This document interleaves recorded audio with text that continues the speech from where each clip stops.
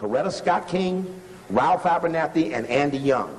They emphatically said we cannot trust these three, and we must do everything we can. They dropped the investigation of Coretta. They then went on to do to Andy and to do to Ralph what they had done to Martin. That was on April 12th that they signed the memo. On April 12th, I'm going to show you Jesse Jackson announcing that every time there's a crucifixion, there's a resurrection, saying that he is the resurrected man. Okay, what's that other tape you got there, Mr. Brown? Let's put this one in. Okay, let's put that one in and take it backwards a little bit. There's no other tape that back there that you have? And that one is still rolling? Okay. Now,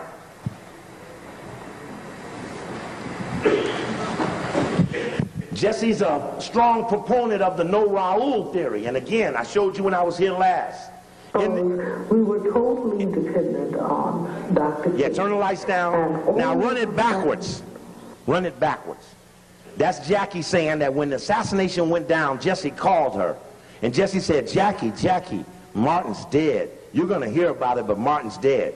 And Jackie, she says, well, what are we going to do now, Jesse? She didn't say, how's Coretta? She didn't say, how's everybody else? She didn't say, is anybody hurt? She said, Jesse, what are we going to do now? Something you want to tell me? Okay, gotcha.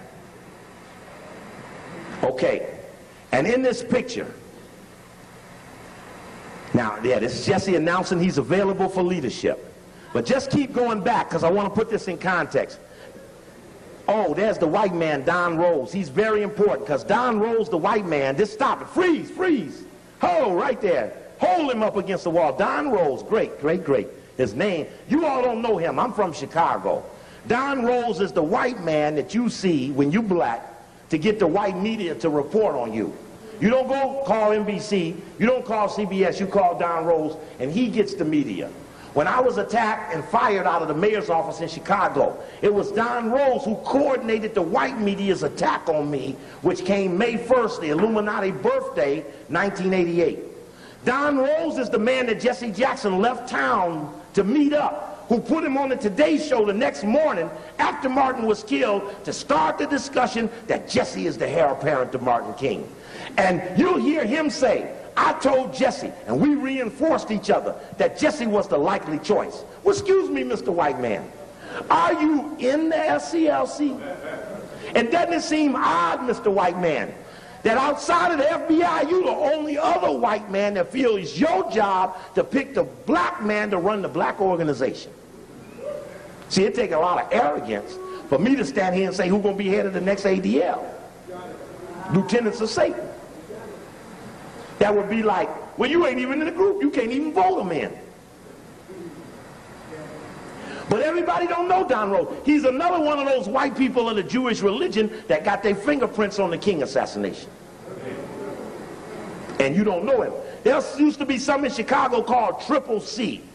And Don Rose was the front man behind Al Raby, who was one of Martin King's associates, one of Harold Washington's associates, who died writing the resolution for the Black Jewish Coalition condemning Steve Coakley on November 25th, 1989. Al Raby dies laying on the resolution condemning me.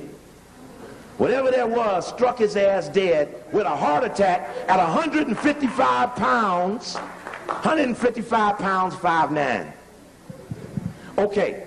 Now let's keep going backwards. Let's just keep going backwards, because I'm going to show you Jesse in the courtyard.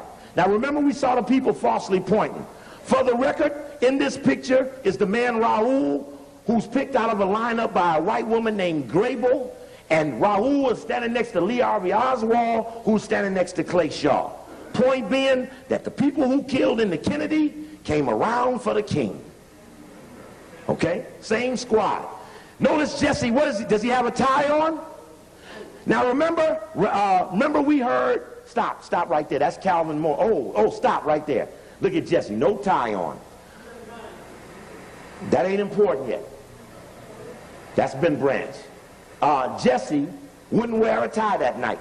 The briefing to the military men is friendlies will not be wearing ties. Ralph had on a tie. Martin was made to put his tie on. But Jesse emphatically wasn't going to wear no tie. And when we look at the people in the courtyard, notice who ain't wearing ties and who is. If you get to King video number 1, you'll see the people without the ties ducking when the camera comes. For the things you're seeing us do now, that's in King assassination number 2 in the video. The only audio back there is a tape called King Assassination 99 or Jackson's role in the King assassination. They're both the same tape. Okay, keep going backwards a little bit. Now, Jackson's in the courtyard at that moment, but all the staff is at the hospital. Jackson told everybody don't talk to the press. Soon as everybody left, he started talking to the press. Notice the shooting was in the light, and now everybody's gone, it's in the dark. Very important. Okay, let's hear Andy starting right here. A jar, and started scraping up the blood, and said, you know, and crying. It was Martin's precious blood. This blood was shed for us. It was, you know, it was weird, but people freaked out and did strange things. Jesse put his hands in the blood and wiped it on the front of his shirt. And it was. I mean, what do you do? You tell the truth. In a moment like that. Tell the truth. Abernathy, Young, and others went to the hospital. Notice nobody's giving a statement. Where the media began to swarm. Look at Jesse. Yes, sir. Did you hear what he said? Stop in a second. Jesse's saying in his southern accent, I need me a ride to go see Dr. King. Anybody got a ride I can go see Dr. King? Now the staff done left with the body. Ralph's in the ambulance with Martin. The rest of the staff's in the cars behind the ambulance. The police, who have cut off all of Memphis, are moving this procession, towards the hospital with a police escort, since all the roads are closed. Now, there's a tape back there. It might be one. I don't know if there is one. I don't think there is one. Coakley TV. But I did a cable show in Chicago laying out the King assassination in Jesse's role. And I said this for the record before. Jesse saw the program. And when Jesse, for him. Because as I mentioned, as Jesse would see me in the public, all my friends go, whoa, here come Jesse, whoa, Steve's here, it's going to be fireworks. And then they watch Jesse run around me. And I'm saying, if I'm talking about him, just like if you was talking about me, I'll hunt your ass down. You would never see me run from somebody dogging me out. Especially if it's unrighteous.